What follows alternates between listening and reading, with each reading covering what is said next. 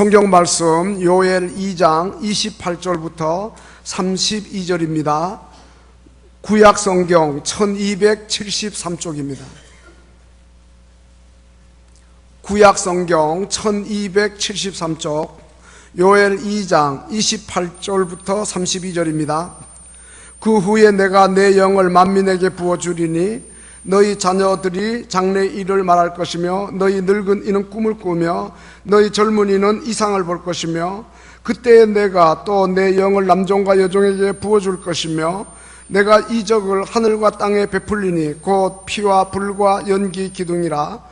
여호와의 크고 두려운 날이 이르기 전에 해가 어두워지고 달이 핏빛같이 변하려니와 누구든지 여호와의 이름을 부르는 자는 구원을 얻으리니 이는 나 여호와의 말대로 시온산과 예루살렘에서 피할 자가 있을 것이며 남은 자 중에 나 여호와의 부름을 받을 자가 있을 것임이니라. 아멘.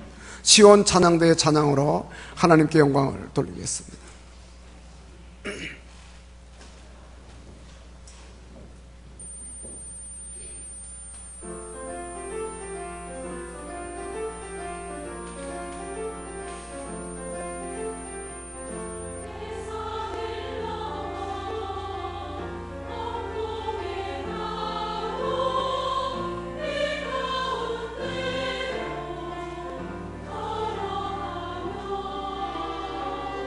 주께서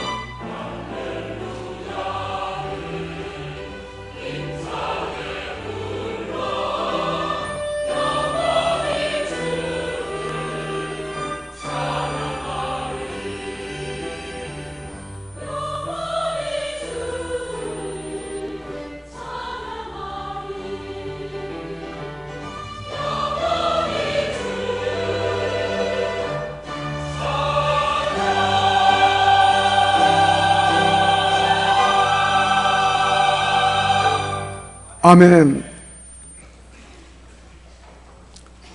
요엘서는 석 장밖에 안 되는 매우 짧은 성경입니다. 그래서 내용의 양이 적다 해서 요엘서를 비롯해서 호세아에서부터 말라기까지를 소선지서라고 12권을 이야기합니다. 그리고 이사야, 예레미야, 에스겔, 다니엘을 내용의 양이 많다고 해서 대선지서라고 부릅니다.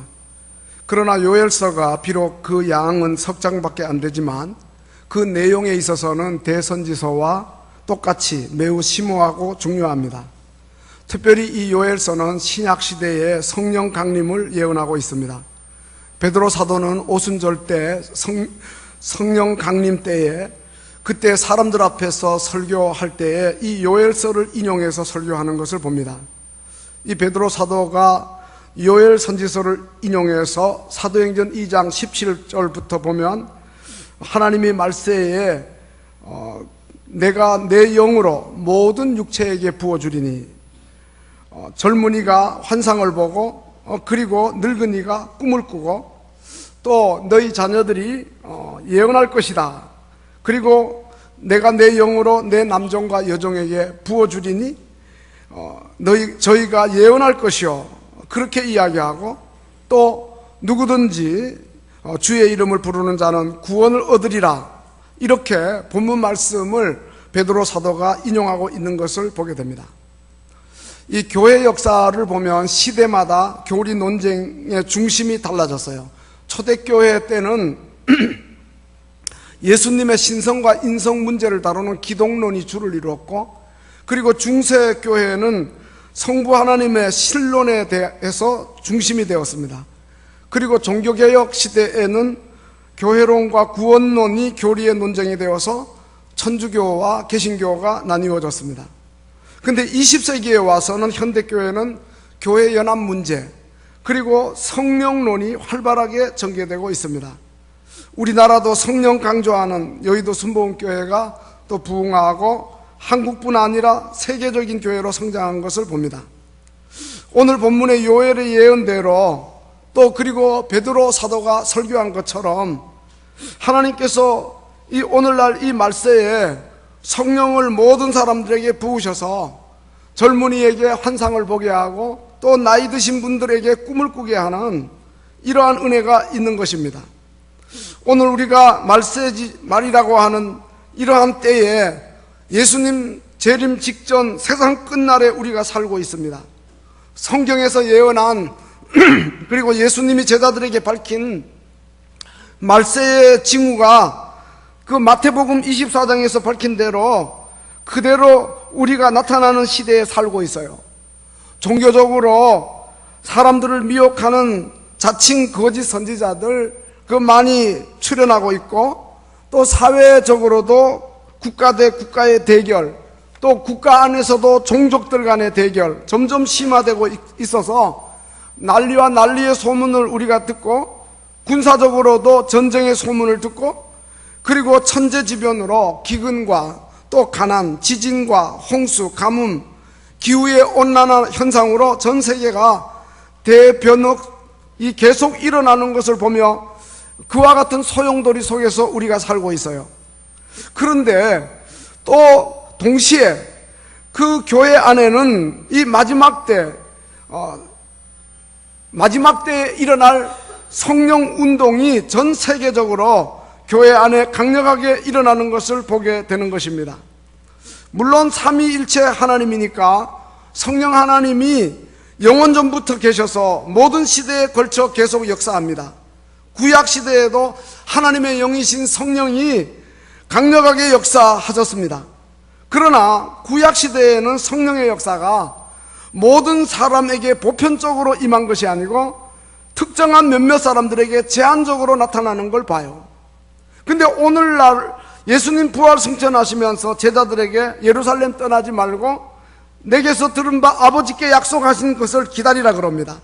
그러면서 요한은 물로 세례를 주었지만 너희가 몇 날이 못되어 성령으로 세례를 받으리라, 그렇게 약속하시고 난 오순절 이후에는 성령 시대로 들어가는 거예요. 그리고 요엘 선지자가 오늘 본문에서 예언한 것처럼 이 말세에 소수 특정인이 아니고 어떤 제한을 둔 것이 아니라 성별이나 계급이나 인종이나 신분 차별 없이 만민에게, 모든 육체에게 성령을 부어주시는 이러한 시대에 우리가 살고 있는 것입니다. 오늘 28절과 29절에 내 영을 만민에게 부어주리라, 내 영을 남종과 여종에게 부어주리라 그랬는데 여기 거듭해서 부어준다 그랬죠. 근데 이 부어주는 것은 물을 한 방울씩 떨어뜨리는 게 아니고 여름의 소낙비처럼 장마비처럼 흡족하게 내려주신다고 하는 그런 뜻이 있는 거예요. 그러므로 오늘 우리 모두는 빈부귀천이나 남녀노소 구분 없이 하나님의 영인 성령이 물 붓듯이 부어주시는 그러한 은혜로 충만히 임하도록 간절히 사모하고 기도하면서 성령의 임재와 충만 속에 살아야 할 줄로 믿습니다. 지난 주일날 성령 강림절이라 그래서 성령에 대해서 강조했는데 그저 성령 강림주일 한 주일만 반짝 성령을 사모하는 이런 일이 되지 않도록 하기 위해서 오늘 계속해서 성령에 대한 말씀을 드리면서 매일 날마다 매 순간마다 성령님 나에게 오시옵소서, 성령님 나에게 임재하시옵소서, 나에게서 떠나지 마시고 충만히 거하시옵소서, 그렇게 기도하고 사모하고 늘 성령님 임재 속에 성령의 다스림을 전적으로 받으면서 육체와 함께 그 정욕과 탐심을 십자가에 못 박고 성령으로 살고 성령으로 행하는 성도들이 다 되시기를 주님의 이름으로 축원합니다. 우리 모두 성령의 가랑비 은혜로 만족하지 말고 성령의 복된 소낙비, 장마비 같은 그런 은혜를 구하고 에스겔 선지자가 에스겔 34장 26절에서 때를 따라 비를 내리되 복된 장마비를 내리리라고 하셨으니 그 예언의 말씀이 오늘 우리에게도 그대로 임하는 이러한 축복이 있어야 할 줄로 믿습니다. 요엘 선지자는 우리가 다 읽지 않았지만 우리가 회개하고 하나님께 돌아와 하나님 부지런히 찾고 그리고 하나님을 앙망하면 많은 복을 주실 것을 말씀하고 있습니다. 본문보다 앞에 나오는 이제 그 18절 이하를 계속해서 보면은 하나님께서 곡식과 새 포도주와 기름을 주리니 너희가 이로 인하여 흡족하리라, 그 물질의 축복을 약속하고 있어요. 뿐만 아니라 또 20절에서는 내가 북쪽 군대를 너희에게서 멀리 떠나게 하고 그리고 앞에 부대를 동해로 뒤에 부대를 서해로 쫓아낼 것이다. 외적이 침략하지 않는 전쟁 없는 평화 시대를 약속하고 있어요. 그리고 또 이어지는 22절을 보면은 들에 풀이 싹이 나고 나무가 열매를 맺고 포도나무 무화과 나무가 힘을 낸다. 23절에도 보면은 시온의 자녀들아 너희는 하나님 여호와로 인하여 기뻐하고 즐거워하라 하면서 너희들에게 비를 내리되 이른 비와 늦은 비를 내리겠다 그래요. 이른 비는 파종할 수 있도록 내리는 비입니다. 늦은 비는 결실할 수 있도록 내리는 비입니다. 비가 오지 않으면 땅이 굳어져서 파종할 수 없어요. 그리고 비가 오지 않으면 곡식이 연글 수가 없는 거죠. 그러니까 하나님이 때에 맞게 이른 비 내려가지고 파종하게, 늦은 비 내려가지고 결실하게 해주신다는 거예요. 그래서 그 결과로 24절에 마당에는 밀이 가득하고 독에는 새 포도주 기름이 넘치게 해주겠다. 그래서 26절에 너희는 먹되 풍족히 먹고 내 백성이 또 이제 영영이 수치를 당하지 않도록 그렇게 해주시겠다. 이 말은 하나님에게로 돌아와서 하나님을 앙망하고 사는 자들에게 주변의 환경까지도 복되게 해주시고 육적인 은혜도 우리에게 주시겠다고 하는 이런 말씀이 되는 거예요. 그리고 난 다음에 28절에서 오늘 본문입니다. 그보다 더 중요한 것이 있다. 그 후에 베드로는 말세라 했지만은 그 의미는 앞에 나오는 여러 육신의 복보다 더 좋은 그러한 복이 있다. 그 신령한 복, 그것은 바로 성령을 만민에게 물붓듯 부어주시는 그러한 은혜라는 거예요. 그래서 너희 자녀들이 장래 일을 말하고 너희 늙은이들이 꿈을 꾸고 너희 젊은이들이 이상을 보도록 해주겠다. 남종과 여종에게 가리지 아니하고 성령을 충만히 부어주시겠다고 하는 이런 놀라운 축복의 말씀이 있는 겁니다. 여러분, 성령이 물붓듯 임하여 다스려질 때에 많은 젊은이들이 복음과 관련한 환상을 보고 비전을 보게 됩니다. 나이가 들면은 과거 이야기 많이 하는데, 그러나 성령의 다스림을 받으면 나이 들어도 하나님 나라와 관련한 꿈을 꾸게 됩니다. 85세 나이의 갈렙은 내가 지금 85세지만 모세가 나를 보내던 날과 같이 오늘도 여전히 강건하고 내 힘이 그때나 지금이나 같으니까 싸움에나 출입에 감당할 수 있다. 그러면서 이 산지를 지금 내게 주소서. 그렇게 갈렙이 소원합니다. 19세기 말에 미국 전역의 특별히 대학 캠퍼스에 청년들 사이에 물붓듯 부으시는 성령의 은혜가 있어서요. 그래서 이 성령을 체험한 대학생들이 우리 시대의 세계를 복음화하자, 그런 비전을 갖고 수많은 젊은이들이 헌신을 하게 되었습니다. 그때 이 세계 복음화의 비전을 품고 함께 기도하던 대학생들 중에 알렌과 언더우드, 장 헤른 등이 사실 그들의 학식이나 돈으로 하면 얼마든지 남부럽지 않게 살 수 있을 텐데, 그럼에도 불구하고 하나님이 주시는 비전을 보고 가난하고 어둡고 척박한 이 땅 조선으로 선교사로 왔던 거예요. 사람들은 비웃었습니다. 그 너무 무모한 일이라 말했습니다. 그러나 성령에 의해 다스림을 받는 사람들은 하나님의 비전과 미래를 바라보고 달려왔던 거예요. 그래서 그들이 뿌렸던 복음의 씨앗이 오늘 한국교회를 이룬 줄로 믿습니다.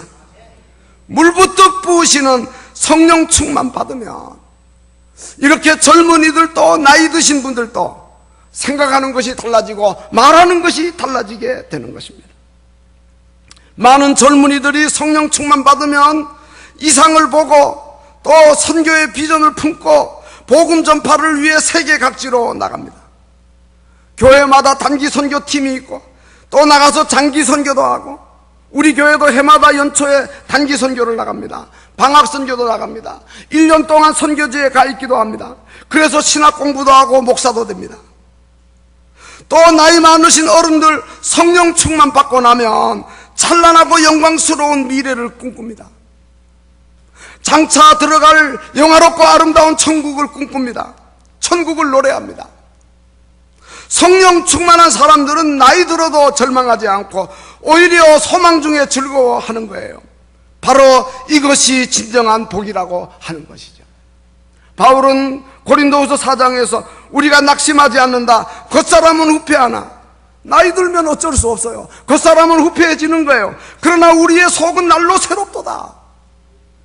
물붓듯이 부으시는 성령의 은혜가 임하면 우리가 날로 새로워질 줄로 믿습니다. 바로 그러한 은혜를 말씀하고 있는 거예요. 우리가 돌아보는 것은 보이는 것 아니요 보이지 않는 것이니 보이는 것은 잠깐이다. 그러나 보이지 않는 것 영원하다. 만일 땅에 있는 우리의 장막집이 무너지며 무너질 때가 있죠. 하나님께서 지으신 집 곧 손으로 지은 것이 아니요 하늘에 있는 영원한 집이 우리에게 있는 줄 안다. 하늘로부터 오는 처소 더딥기를 간절히 사모한다고 바울은 말했습니다. 주여 지난밤 내 꿈에 배었으니 그 꿈 이루어 주옵소서. 밤과 아침의 계시로 보여주사 항상 은혜를 주옵소서. 나의 놀라운 꿈 정녕 내 믿기는 장차 큰 은혜 받을 편이, 나의 놀라운 꿈 정녕 이루어져 주님 얼굴을 배우리라. 천국을 많이 꿈꾸시기를 주님의 이름으로 축원합니다. 사랑하는 성도 여러분, 정말 믿음의 사람들의 공통점은 성령이 함께하는 것입니다. 성령 충만은 우리 모든 그리스도인들에게 필수적인 거예요. 성령 충만해야 그리스도의 형상을 담습니다. 성령 충만해야 죄와 싸워 이길 수 있습니다. 성령 충만해야 일상생활에서 하나님을 기쁘시게 할 수 있는 것입니다. 그러므로 물붓듯 부어주시겠다고 요엘 선지자를 통해 약속하신 성령을 우리 모두 충만히 받고, 그래서 영적으로 우리가 참으로 아름답게 사는 이런 은혜가 있어야 되겠어요. 영적으로 무지한 사람들은 성령 충만이 큰 복인 줄 모르고 그저 육신적인 복만 복으로 생각합니다. 물론 물질적인 것도 귀하죠.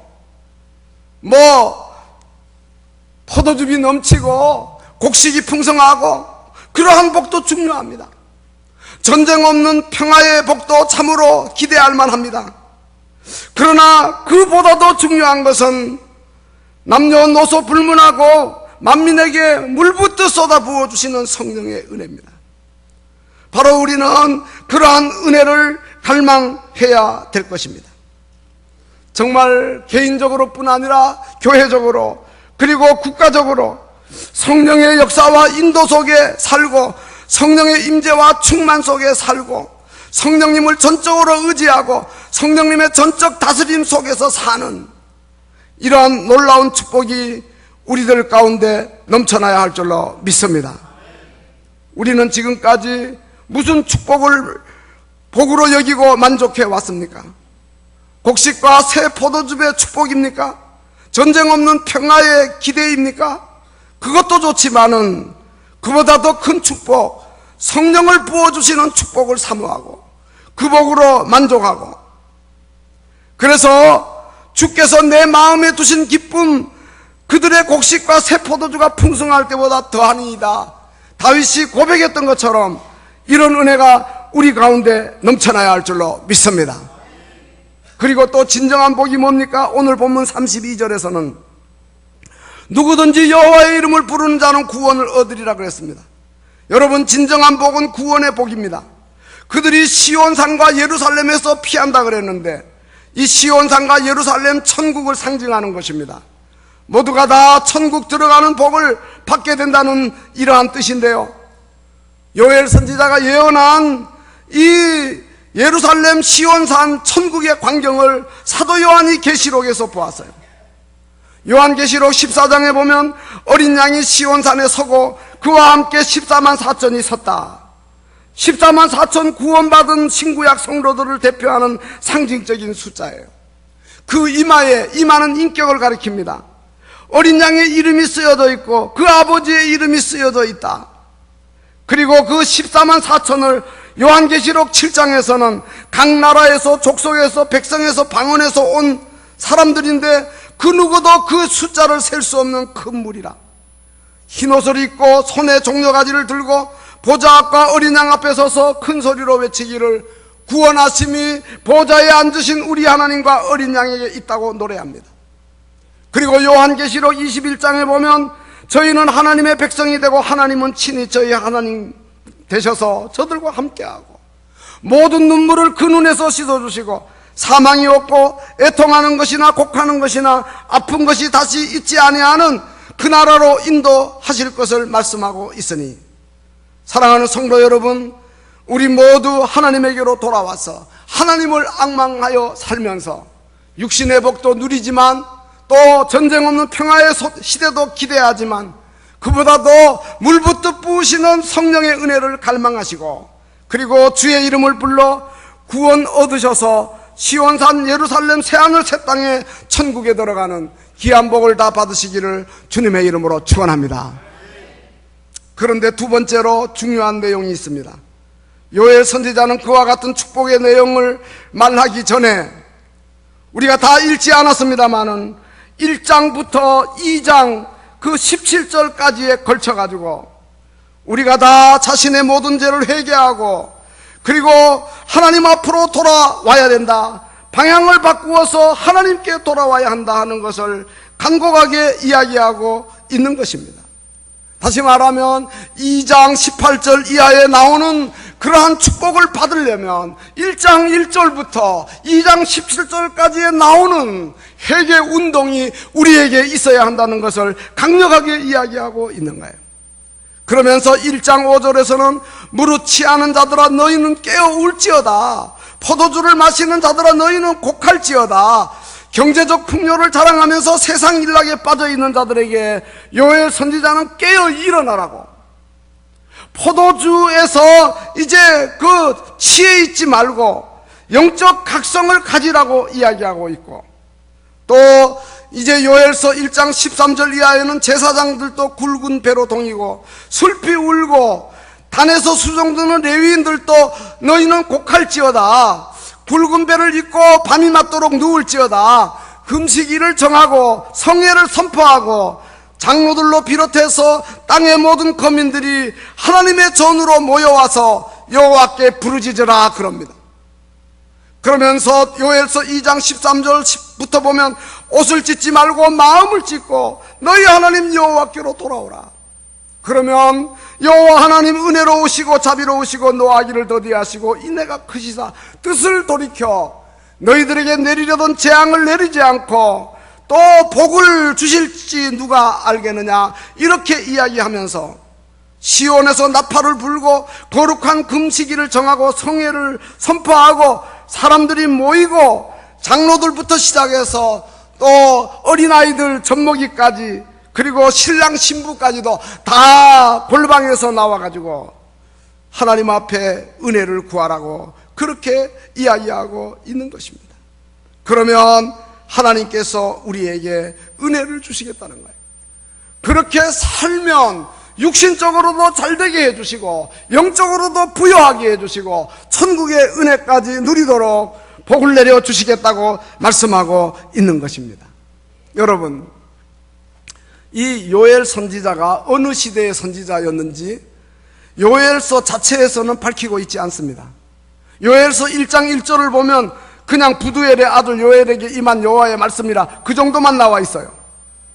그러나 학자들은 요엘이 요엘서 다음에 나오는 남한국 사람이면서 북왕국에 가서 사역한 아모스와 같은 시대의 남한국 선지자라 이렇게 주장합니다. 만일 그렇다면 아모스 시대는 어느 시대인가? 아모스 1장 1절을 보면 유다 왕은 우시야고 그 다음에 북왕국 이스라엘 왕은 여로보암 2세라고 이야기하고 있어요. 그러면 북왕국 여로보암 2세 때나 남왕국 우시야 때는 남왕국이나 북왕국이 전부 다 경제적으로 풍요롭고 그리고 국방도 매우 튼튼해서 주변 나라를 장악하고 살던 아무런 걱정 없는 태평성대의 시대였어요. 그런데 여러분, 태평성대 시대에 사니까 좋잖아요. 그러나 문제가 있다 이 말이에요. 아모스가 사역하고 요엘이 사역했던 이 남왕국 우시야와 북왕국 여로보암 2세 시대에 국방이 튼튼하다고 또 경제가 넉넉하다고 아이러니컬하게도 왕들을 비롯한 백성들이 매우 교만했다. 이 교만했다는 말은 무슨 뜻이냐 하면 하나님을 찾지 않았다는 거예요. 하나님을 의지하지 않았다는 거예요. 우리가 돈 이만큼 있는데 우리가 국방이 튼튼한데 하나님 안 도와주셔도 우리 살만하다, 스스로 자기 힘으로 얼마든지 국방을 튼튼케 할 수 있고 그리고 이제 즐겁게 살 수 있다고 하는 교만한 마음을 가졌다는 거예요. 뿐만 아니라 경제적으로 풍요롭다 보니까 세상 일락에 빠져 온갖 죄악을 자행하고 있는 거예요. 그래서 요엘 선지자가 앞에서 말씀드린 대로 취하는 자들아 깨라, 포도주 마시는 자들아 정신 차려라, 너희들 울지어다, 세상 일락 잠에서 깨어 일어나 정신 차리고 영적 각성을 가지라고 이렇게 요엘 선지자가 외치는 거예요. 그러면서 이제 요엘서 1장 2절 3절 보면 늙은 자들아 너희는 이것을 들을지어다, 들으라 그럽니다. 땅의 모든 주민들아 너희는 귀를 기울이라 그럽니다. 뭘 들으라는 거예요? 뭐를 기울이라는 거예요? 선지자를 통해서 주시는 하나님의 말씀을 들으라는 거예요. 그 말씀에 귀를 기울이라는 거예요. 교만한 마음 갖고 이만해도 족하다 생각하고 하나님에 대해 무심했던 그 마음을 돌이키라고 이렇게 요엘 선지자가 외치고 있는 거예요. 그리고 너희는 이 일을 너희 자녀에게 말하고 너희 자녀는 자기 자녀들에게 말하고 그리고 또 자녀들은 후세에 말하고. 무슨 말입니까? 이 세상에만 빠져있지 말고 하나님의 말씀에 귀를 기울일 뿐 아니라 자녀들에게 신앙교육을 철저히 하라고 이렇게 요엘 선지자를 통해서 말씀하시고, 너희들이 그렇게 할 때에 하나님이 앞에서 말씀드린 대로 물질의 복도 주고, 또 전쟁 없는 평화의 시대도 주고, 성령으로도 충만하게 해주시고, 그리고 또 천국에 들어가는 복도 주시겠다, 이렇게 말씀하고 있는 겁니다. 사랑하는 성도 여러분, 요엘과 아모스 사역했던 그 시대와 오늘 우리가 살고 있는 이 시대는 무엇이 다릅니까? 어쩌면 오늘 우리가 살고 있는 이 시대는 너무도 닮은 시대가 아닙니까? 그때 그들의 모습이 오늘 우리들의 모습은 아닙니까? 로마서 13장 11절 이하에 너희가 이 시기를 알거니와 자다가 깰 때가 벌써 되었다. 우리의 구원이 처음 믿을 때보다 가까웠다. 밤이 깊고 낮이 가까웠다. 그러므로 어두움의 일을 벗고 빛의 갑옷을 입자. 낮에와 같이 단정히 행하고 방탕하거나 술 취하지 말고 음란하거나 호색하지 말고 다투거나 시기하지 말고 오직 주 예수 그리스도로 옷 입고 정욕을 위하여 육신의 일을 도모하지 말라고 말씀하고 있는 것입니다. 요엘 선지자가 이스라엘 백성에게 간곡하게 부탁한 말씀, 오늘 우리에게 주시는 말씀도 되는 거예요. 물부터 부으시는 하나님의 영의 충만함을 입어서 이 제약된 세상에서 정신 차리고 깨어 일어나 하나님에게로 방향을 바꾸어 돌아오고, 그리고 하나님을 간절히 찾고 하나님을 의지하고 하나님의 임재 속에 사는 자들이 되라는 거예요. 여러분, 정말 하나님의 징벌로서의 심판이 다가오고 있습니다. 여러분, 우리는 지금 정신을 차릴 때인 것입니다. 하나님의 심판이 임박한 것입니다. 정말 그 요엘서 2장 1절 말씀처럼 나팔을 불어야 하고 경고의 소리를 들어야 합니다. 그리고 두렵고 떨림으로 여호와의 날이 가까이 오니까, 어둡고 캄캄한 날, 또 이제 검은 구름이 덮이는 날, 불이 앞을 사르고 불꽃이 뒤를 태우고, 그리고 이제 땅이 황폐해지고 땅이 진동하고 하늘이 떨고, 그리고 해와 달이 캄캄하고 별들이 빛을 잃는 그 시대가 지금 다가오고 있다, 이 말이에요. 물론 이 요엘 선지자가 예언한 것은 이방 나라인 아수르와 바벨론의 침략을 말할 수도 있지만, 이 말씀은 멀리 오늘 우리에게 주시는 말씀은 그리스도가 재림하시고 나타날 심판의 날을 가리키기도 하는 것입니다. 여러분, 그런 의미에서 우리는 정말 주님 재림 직전 하나님의 공의로운 심판 앞에 매우 임박한 시대에 우리가 살고 있어요. 인간들이 쌓아놓은 핵무기가 어쩌면 심판의 날, 역사의 끝날 하나님의 심판의 도구로 사용될 수도 있을 것입니다. 베드로후서 3장 9절 이하에 뭐라 그럽니까? 주의 약속이 어떤 일이 더디다고 생각하는 것처럼 더딘 거 아니다. 아직 주님 재림 안 하시네. 역사의 끝날 무슨 끝이야? 계속 되어지는데. 이렇게 우리가 생각할런지 모르지만, 그러나 더딘 것이 아니고 주님이 단지 오래 참으시는 거예요. 아무도 멸망하지 않고 회개하고 그리고 하나님께로 돌아오기를 기다리시는 거예요. 주의 날이 도둑같이 오리니 그날에 하늘이 큰 소리로 떠나가고 물질이 뜨거운 불에 풀어지고 땅과 그 중에 있는 모든 일이 드러날 터인데, 너희가 어떠한 사람이 되어야 마땅하냐? 거룩한 행실과 경건함으로 하나님의 날 임하기를 바라보고 간절히 사모하는 자들이 되어야 한다는 거예요. 그래서 우리는 새하늘과 새 땅, 정말 주님 약속하신 그곳으로 들어가는 복된 자들이 되어서 주님 앞에 설 때에 점도 없고 흠도 없고 평강 가운데 나타나는 자들이 되어야 한다는 말씀이에요. 이 말씀을 우리들 마음에 꼭 새기면서 정말 우리가 요엘 선지자가 외친 그대로 옷을 찢지 말고 마음을 찢으며, 그리고 하나님께로 돌아와서 우리가 물질적인 축복도 필요하고 전쟁 없는 평화의 시대도 필요하지만, 그러나 무엇보다도 성령의 충만함, 물붓듯 부어주시는 주님 약속하신 그 성령의 충만함으로 저희들을 옷 입혀 주옵소서, 이렇게 기도해야 될 것입니다. 이제 다음 주간 그 연세중앙교회에서는 우리 이용희 장로님 연관되어 있는 에스더 기도 운동을 비롯한 여러 단체들이 함께 해가지고 6월 4일, 5일, 6일 느헤미야 국가기도회를 엽니다. 시간 되시는 분들은 좀 참석하셔서 함께 기도하시면 좋고요. 혹시 또 참석하지 못하더라도 우리가 그 기도 성회를 위해서 간절히 기도하셔서 정말 우리가 하나님 앞에 간절하게 기도해서 그 기도의 함성이 하나님 보좌 앞에 다 상달되어서 주님께서 우리에게 재앙을 내리지 않고 주님께서 그 마음과 뜻을 돌이켜서 우리에게 복을 내리시고 긍휼을 베푸시는 이러한 은혜가 있도록 우리가 하여야 할 것입니다. 사랑하는 성도 여러분, 정말 우리는 말세 중 말세를 살고 있습니다. 예수님 재림 직전 세상 끝날이 다가오고 있습니다. 뚜렷한 징조들이 우리가 보이고 있습니다.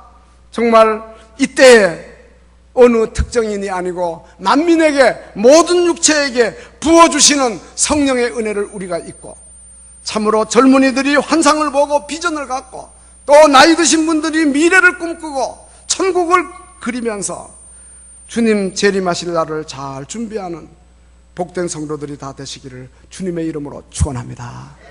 기도하시겠습니다.